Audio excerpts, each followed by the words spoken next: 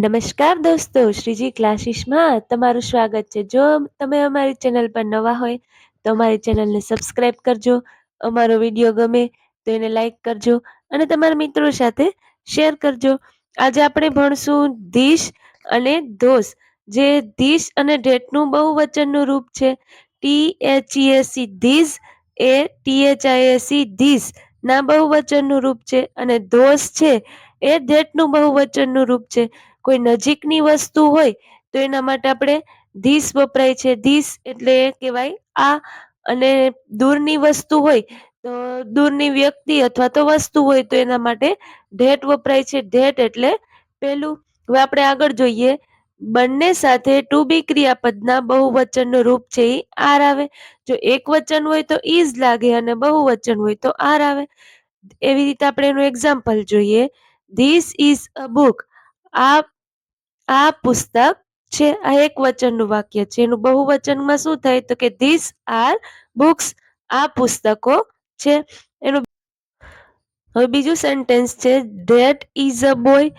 એટલે જે પેલો છોકરો છે એક વચનમાં. એનું બહુવચનમાં થશે ધોઝ આર બોયઝ. પેલા છોકરાઓ છે. હવે એના પ્રશ્નાર્થ વાક્ય બનાવવાનું અને યસ અને નો માં આન્સર આપવાનો છે. પેલું સાદું સેન્ટેન્સ વિધાન વાક્ય છે ધીસ આર બુક્સ. આ ચોપડીઓ છે. આપણે પ્રશ્નાર્થ વાક્ય બનાવીએ એટલે પેલો અક્ષર આર છે એ કેપિટલ થઈ જાય. Are this books. શું આ ચોપડીઓ છે? તો એનું શું બને કે યસ ધે આર. આ એનું હકાર વાક્ય છે. અને નો ધે આર નોટ. આ નકારમાં વાક્ય છે. ટૂંકમાં આન્સર આપવાના છે, એક યસમાં અને એક નોમાં. પણ આન્સર છે એ ટૂંકામાં આપવામાં રહેશે. એવી રીતે બીજું છે ધોસ આર બોયઝ. આ વિધાન વાક્ય સાદું વાક્ય છે. એનું આપણે પ્રશ્નાર્થ બનાવીએ તો આર પેલા લાગી જાય. Are those boys. પછી એનું બનશે યસ ધે આર ને નો ધે આર નોટ. એવી રીતે આપણે હવે અહીંયા બહુવચનના જે નિયમો છે ખાસ યાદ રાખવાના છે. આપણે વિસ્તારથી જોઈએ. હવે આપણે નામના બહુવચનના નિયમ શીખીએ. તો શું કીધું એમાં કેટલાક શબ્દોમાં બહુવચનમાં એસ પ્રતિ લગાડવામાં એનું બહુવચન થાય. જેવી રીતે કાઇટ છે તો એનું કાઇટ્સ. ઓરેન્જ છે તો એમાં એસ લગાડીએ તો ઓરેન્જ. પછી અ કપ નું કપ્સ. પછી બીજો નિયમ શું છે તો કે જે શબ્દની અંતે S, double S, S H, C H, x કે ઓ આવેલા હોય તો તે શબ્દનું બહુવચન કરીએ તો ઈએસ પ્રત્યે લગાડવાથી થાય છે. શું કીધું? જે શબ્દના અંતે એસ હોય, ડબલ એસ હોય, એસ એચ હોય, સી એચ હોય, એક્સ કે એ ઓ આવેલા હોય તો છેલ્લે એને બહુવચનમાં આપણે છેલ્લે ઈએસ પ્રત્યે લગાડીએ તો એનું બહુવચન થઈ જાય. જેવી રીતે બસ છે તો શું થાય એનું બસીસ. ક્લાસ છે એનો છેલ્લો અક્ષર ડબલ એસ છે એટલે એનું થાય ક્લાસનું ક્લાસીસ. પછી ડીશનું થશે ડીસીસ. બેન્ચનું થશે બેન્ચીસ. બોક્સનું બોક્સીસ અને મેંગોનું મેંગોસ. તમે જોઈ શકો છેલ્લો અક્ષર એસ છે, ડબલ એસ છે, એસ એચ છે, સી એચ છે, એક્સ છે અને ઓ છે. એ બધાને ઈએસ પ્રત્યે લાગે છે. હવે ત્રીજો નિયમ શું કીધું છે તો કે જે શબ્દોને અંતે એફ કે એફ ઈ આવેલા હોય તો એનું બહુવચન કરતા એફ કે એફ ની જગ્યાએ વીએસ પ્રત્યે મૂકવામાં આવે. શું કીધું? જે શબ્દ હોય એના અંતે એફ કે એફ ઈ આવેલા હોય તો એફ અને એફ ની જગ્યાએ શું મૂકવાનું છે? વીઈએસ મૂકવાનું છે. ક્નાઇફ છે તો ક્નાઇફમાંથી એફ ઈ નીકળી જાય અને શું થઈ જાય? ક્નાઇવ્સ. લીફમાંથી છેલ્લો અક્ષર એફ છે તો એફ નીકળી જાય એનું થઈ જાય લીવ્સ. પછી ચોથો પોઈન્ટ છે જે શબ્દને અંતે વાય હોય અને વાય ની પહેલા વ્યંજન એટલે એ ઈ આઈ ઓ યુ સિવાય આવતો હોય તો શબ્દોનું બહુવચન કરતા વાય ની જગ્યાએ આઈએસ મૂકવામાં આવે છે. આપણે જોઈએ કે સ્ટોરી છે તો એનું શું થાય? સ્ટોરીસ. બેબી છે તો એનું થાય બેબીસ. સિટી નું થાય સિટીસ. આપણે જોઈએ કે છેલ્લો અક્ષર વાય છે અને એની આગળનો અક્ષર છે વ્યંજન છે એટલે વાય નીકળી જાય ને આઈએસ પ્રત્યે લાગે. એ રીતે પાંચમો નિયમ જોઈએ આપણે કે પણ જો શબ્દના અંતે વાય આવતો હોય અને વાય ની પહેલા સ્વર છે એ ઈ આઈ ઓ યુ હોય તો બહુવચન કરવામાં વાયની સાથે ખાલી એસ પ્રત્યય જ લગાડવામાં આવે. છેલ્લો અક્ષર વાય આવેલો હોય અને એની આગળ છે એ સ્વર હોય એ ઈ આઈ ઓ યુ માંથી, તો આપણે એનું બહુવચન કરીએ તો ખાલી એસ પ્રત્યય જ લગાડવામાં આવે. બોયનું થઈ જાય બોયસ, કીનું થઈ જાય કીસ, મંકીનું થાય મંકીસ. એ રીતે છઠ્ઠો નિયમ છે કે અમુક શબ્દોના બહુવચનના રૂપ છે એ કેવા હોય છે? અનિયમિત હોય છે.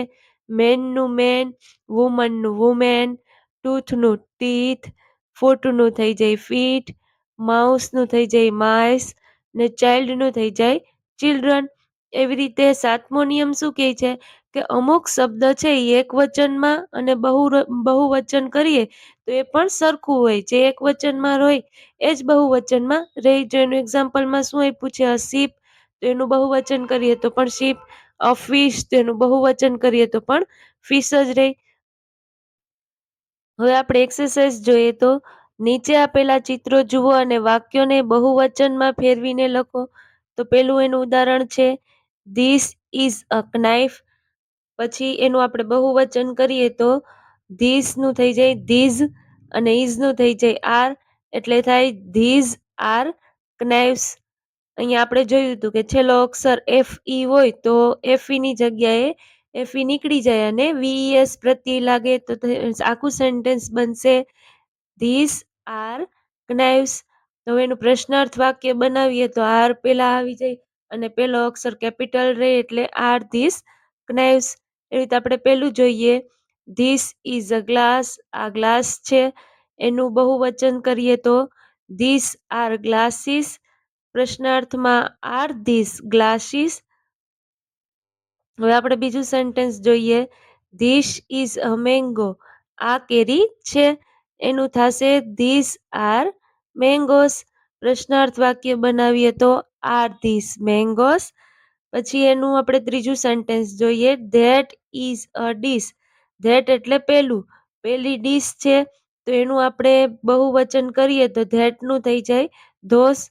Those R ડીસીસ. છેલ્લો અક્ષર એસ એચ છે એટલે અહીંયા ઈએસ પ્રત્યે લાગ્યું ધોસ આર ડીસીસ. એનું થશે આર ધોસ ડીસીસ. પછી એના પછીનું સેન્ટેન્સ છે ધીસ ઇઝ અ લીફ. એનું બહુવચન થાય તો ધીસ આર લીવ્સ. લીફ નું થઈ જાય લીવ્સ. પ્રશ્નાર્થ વાક્ય બનશે આર ધીસ લીવ્સ. હવે આપણે આગળ જોઈએ પાંચમું sentence that is a child. તો ધેટ નું બહુવચન થશે ધોસ અને ઇઝ નું આર.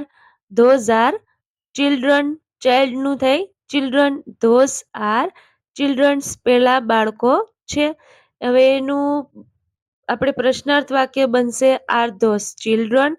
હવે આગળ જોઈએ આપણે છઠ્ઠું સેન્ટેન્સ કે ધીસ ઇઝ અ ફિશ. તો એનું થશે ધીસ આર ફિશ. આપણે આગળ નિયમમાં જોયું હતું કે ફિશ છે અને શીપ છે એનું બહુવચન કરીએ તો મૂળ રૂપ છે એ જ બહુવચન રે.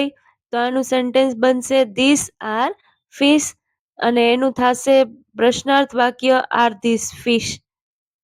હવે આપણે આગળ જોઈએ સાતમું sentence that is a tree. પેલું વૃક્ષ છે. એનું આપણે અહીંયા બનશે ધોસ આર ટ્રીસ. પેલા વૃક્ષો છે. હવે એનું અહીંયા થાય પ્રશ્નાર્થ વાક્ય બને આર ધોસ ટ્રીસ. એના પછી આઠમું સેન્ટેન્સ છે ધીસ ઇઝ એન એલિફન્ટ. એનું આપણે બનશે સેન્ટેન્સ ધીસ આર એલિફન્ટ. હવે એનું આપણે પ્રશ્નાર્થ બનાવીએ તો આર ધીસ એલિફન્ટ. એની પછી આગળ જોઈએ નવમું sentence that is a monkey. તો ધેટ નું થઈ જાય ધોસ. Those are મંકીસ. હવે એનું આગળ સેન્ટેન્સ બનશે પ્રશ્નાર્થમાં આર ધોસ મંકીસ. ખાસ યાદ રાખવાનું પ્રશ્નાર્થ વાક્ય બનાવીએ ત્યારે પ્રશ્નાર્થ ચિહ્ન છે એ લાસ્ટમાં કરવાનું ભૂલવાનું નહીં. હવે આપણે 10મું સેન્ટેન્સ જોઈએ ધીસ ઇઝ અ અમ્બ્રેલા. તો એનું બહુવચનનું સેન્ટેન્સ બનશે ધીઝ આર અમ્બ્રેલાસ. હવે એનું આપણે પ્રશ્નાર્થ આર ધીસ અમ્બ્રેલાસ. હવે એવી રીતે આપણે પ્રશ્ન નંબર 2 જોઈએ નીચે આપેલા ચિત્રો જુઓ અને યસ અને નો નો ઉપયોગ કરીને ઉત્તર આપો. આપણે અહીંયા ચિત્રો જોવાના છે અને આન્સર છે એ ટૂંકમાં આપવાનું યસ અને નો માં. પેલા પ્રશ્નાર્થ આપણે પ્રશ્ન પૂછ્યો છે કે આર ધોઝ મેંગોસ, શું આ મેંગોનું ચિત્ર છે, એમ પૂછે છે આપણે. તો આ ચિત્ર છે એ ટોમેટોનું છે, તો આપણે શું આન્સર આપવાનો? No, they are not, they are tomatoes. એવી રીતે આપણે આગળ પેલું સેન્ટેન્સ જોઈએ. પેલા સેન્ટેન્સ ની અંદર શું કીધું છે કે આર ધીસ એલિફન્ટ, શું આ છે એ એલિફન્ટ ના ચિત્ર છે? તો આપણે જોઈએ કે આ એલિફન્ટ નથી, તો શું સેન્ટેન્સ બનશે? No, they are not, they are mice. આ શું છે? ઉંદર. હવે આપણે આગળ જોઈએ. આર ધીસ ક્રોસ, તો આપણે ચિત્રમાં જોઈએ શું આ ક્રોસ છે? તો નથી. શું છે? આ પેરોટ છે. તો સેન્ટેન્સમાં એનો લખવાનું કે no, they are not, they are parrots. હવે આપણે આવી આગળ જોઈએ ત્રીજું સેન્ટેન્સ. આર ધોસ વુમન, તો સ્ત્રીઓ છે? તો કે yes, they are women. Sentence number 4 છે. આર ધીસ બાયસિકલ, તો એનું થશે no, they are not, they are buses. આ બાયસિકલ નથી, આ શું છે? બસ. પાંચમું સેન્ટેન્સ બનશે આર ધોસ ફ્લાવર્સ, બરાબર. તો એનું આપણે શું બનાવી શકીએ? Yes, they R flowers. હવે છઠ્ઠું સેન્ટેન્સ છે આર ધોસ ફ્લેક્સ, શું આ ફ્લેક્સ છે? આપણે અહીંયા પૂછે છે, તો કે યસ, દે આર ફ્લેક્સ. પછી સાતમું સેન્ટેન્સ છે આર ધીસ બનાનાસ, તો આપણે ચિત્રમાં જોઈએ કે શું આ બનાનાના ચિત્ર છે? તો નહીં. શેના ચિત્ર છે? તો કે એપલના. તો અહીંયા આવશે no, they are not, they are apples. એ રીતે આગળ આપણે સેન્ટેન્સ આઠમું જોઈએ. આર ધોસ લીવ્સ, અહીંયા આપણે જોઈએ શું આ પાંદડાના ચિત્ર છે? તો હા. તો કે તો શું લખવાનું? યસ માં એક જ આન્સર આવશે, યસ, દે આર લીવ્સ. પછી નવમું સેન્ટેન્સ છે આર ધોસ બલૂન્સ, આ બલૂન્સ ના ચિત્રો છે? નહીં. શું છે? આ બોલ છે. તો શું સેન્ટેન્સ બનશે? No, they are not, they are balls. હવે આપણે જોઈએ 10મું સેન્ટેન્સ. આર ધીસ સ્ટાર્સ, તો અહીંયા સ્ટાર્સ છે? તો આપણે જોઈએ નહીં. શું છે? આ કાઇટ છે. તો અહીંયા સેન્ટેન્સ બનશે no, they are not, they are kites. હવે આપણે જોઈએ પ્રશ્ન નંબર 3 છે. નીચે આપેલા શબ્દોને બહુવચનમાં લખો. તો આપણે આગળ જે બહુવચનના જે નિયમો શીખાય એ આવડી જશે. તો આ બધું અહીંયા બહુવચનમાં ક્યાં કયો લખવાનું એ તમને આવડી જાય. મેંગોનું થાય મેંગોસ, પાછળ ઈએસ પ્રત્યય લાગશે. સ્ટોરી, એનું થશે સ્ટોરીઝ. છેલ્લો અક્ષર વાય છે અને આગળ વ્યંજન છે એટલે આઈએસ પ્રત્યય લાગશે. સ્ટોરીનું શું થાય? સ્ટોરીઝ. માઉસનું થાય મીશ. બુકનું થાય બુક્સ, કારણ કે છેલ્લો અક્ષર વ્યંજન છે અને એની આગળ સ્વર છે. બુકનું થાય બુક્સ. ક્લાસનું થાય ક્લાસીસ, છેલ્લો અક્ષર ડબલ એસ છે એટલે ઈએસ પ્રત્યય લાગ્યો. ફૂટનું થાય ફીટ. બેન્ચ સીએચ છે એટલે ઈએસ પ્રત્યય લાગ્યો. બેન્ચનું થશે બેન્ચીસ. ટ્રીનું થશે ટ્રીસ. પછી શીપનું બનશે શીપનું શીપ જ રહેશે. આપણે જોયું હતું કે ફિશનું ફિશ અને શીપનું શીપ. ટેબલનું થશે ટેબલ્સ, એસ પ્રત્યય લાગશે. લીફનું થશે લીવ્સ. પછી મેનનું MEN મેન થશે. મંકીનું મંકીસ. પેન્સિલનું પેન્સિલ્સ. ચાઇલ્ડનું ચિલ્ડ્રન. બુકનું બુક્સ. બોક્સનું બોક્સીસ. નાઇફનું નાઇવ્સ, FE છે એટલે FE નીકળી જાય અને VES પ્રત્યય લાગશે. નાઇફનું નાઇવ્સ. બસનું થશે બસીસ. હવે એવી રીતે આપણે આગળ જોઈએ તો ગ્લાસનું થઈ જાય ગ્લાસીસ. કપનું થશે કપ્સ. વિન્ડોનું થશે વિન્ડોઝ. બોયનું બનશે બોયસ. સિટીનું થશે સિટીસ. છેલ્લો અક્ષર વાય છે અને આગળ વ્યંજન છે, IS પ્રત્યય લાગશે. સિટીનું સિટીસ બનશે. બર્ડનું બર્ડ્સ બનશે. પછી વુમનનું વુમેન અને ટોમેટોનું ટોમેટોસ. પ્રશ્ન નંબર 4 માં શું કીધું છે કે નીચે આપેલા એ વિભાગની સામે બી વિભાગના બહુવચનના રૂપ છે એ શોધીને લખવાના છે.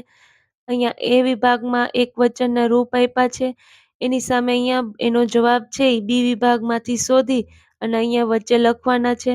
બેન્ચનું થશે બેન્ચીસ. બર્ડનું થશે બર્ડ્સ. મેનનું મેન. ગ્લાસનું ગ્લાસીસ. સિટીનું સિટીસ. માઉસનું માઇસ. ટોમેટોનું ટોમેટોસ ને સ્ટોરીનું બનશે સ્ટોરીઝ